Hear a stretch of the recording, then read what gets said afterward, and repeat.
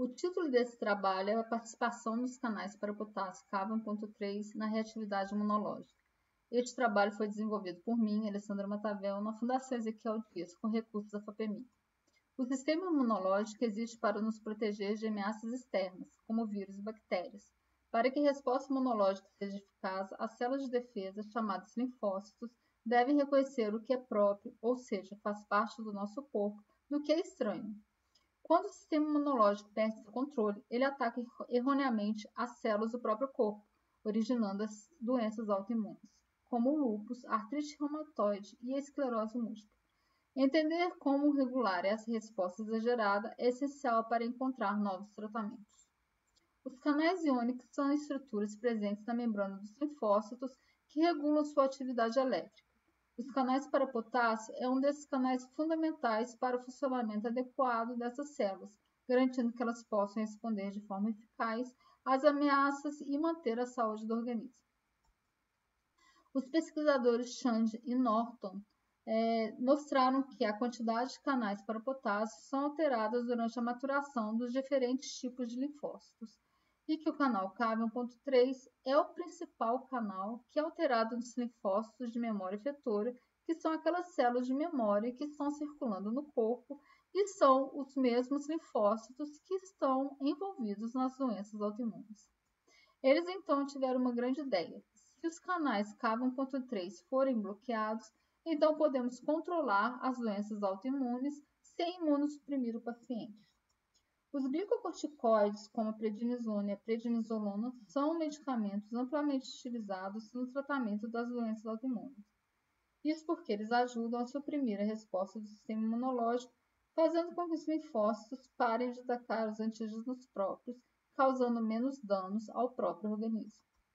Embora sejam reconhecidos os efeitos dos glicocorticoides no organismo, o mecanismo exato da ação desses medicamentos nas células autoimunes não foi completamente elucidado. Então, o primeiro objetivo desse trabalho foi testar o efeito agudo de diferentes concentrações dos glicocorticoides prednisona e prednisolona sobre os canais para potássio Ca1.3 expressos heterologamente em células de mamíferos. Para isso, células REC foram transfectadas com o canal Ca1.3 e foram feitos experimentos eletrofisiológicos utilizando a técnica de whole cell PET clamp. Foi observado que tanto a prednisona quanto a prednisolona bloqueiam parcialmente os canais Ca1.3. No entanto, o bloqueio do pico ou da corrente no final do pulso teste, que a gente vai chamar de corrente persistente, parece que não foi o mesmo.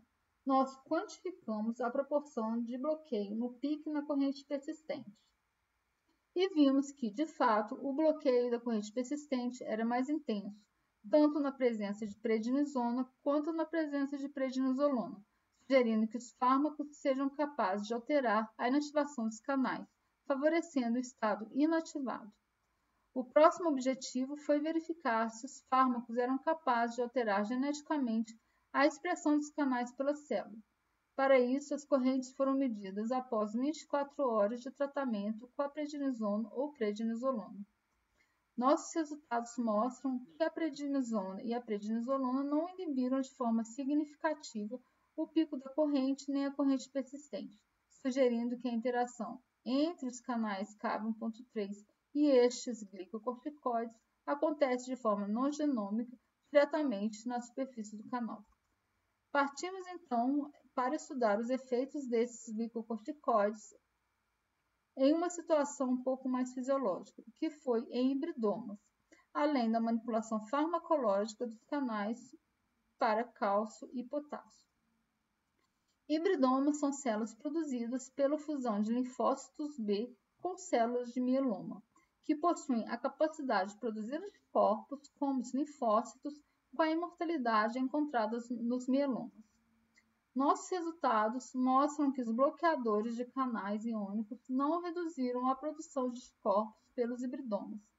No entanto, a prednisona e a prednisolona bloquearam significativamente essa produção. Então, pensamos se a manipulação genética dos hibridomas poderia interferir. Para isso, examinamos se a expressão heteróloga dos hibridomas com 3 diferentes DNAs poderiam alterar a produção dos anticorpos in vitro. Por razões de sigilo, não podemos mencionar quais DNAs foram utilizados.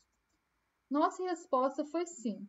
Todos os DNAs utilizados na transfecção aumentaram a produção de imunoglobulina pelos hibridomas, mas apenas o DNA 2, esse aumento foi estatisticamente significativo.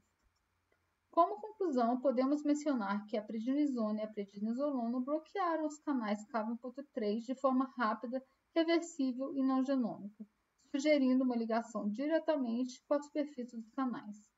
Os glicocorticoides reduziram significativamente a produção de imunoglobulinas nos hibridomas, reforçando a importância de estudar esses fármacos mais profundamente.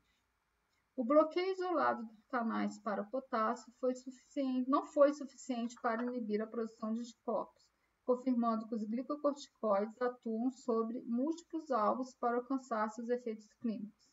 Resultados preliminares sugerem que a maior expressão de algumas proteínas específicas, que não podemos mencionar, pode aumentar a produção de anticorpos. Gostaria de agradecer o apoio da FAPEMIG e da Fundação Ezequiel Dias, sem as quais esse trabalho não teria sido possível.